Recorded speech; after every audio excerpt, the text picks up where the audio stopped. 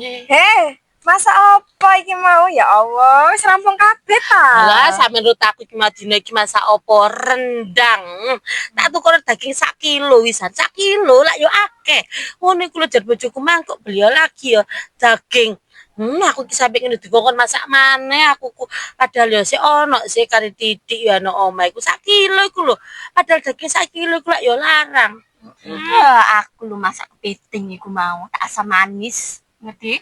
Tak campuri kerang, tak campuri jagung. Jarene arek-arek rasane enak jarene. Paling kari sithik iku mau paling pangan ambek arek-arek iku mau. Heh, ya apa sih wong iki mang lho aku isuk blonjo tuku bebek senengane anakku 2 kilo. Senengane ya digoreng sih. Lah aku mar ngono situke sebagiane tak gawe rica-rica bebek. Lho, wis 2 kilo wis ketok lho bebek lho larang. 1 kilo, sak ekor. Aku masak cumi-cumi, bumbu ireng iku lho. Tuku 3 kilo, dimasak dadi mengkerut dadi cilik-cilik. Embong kok bengi masak apa maneh, mangan apa karo. Padahal mek goreng iwak asin tok.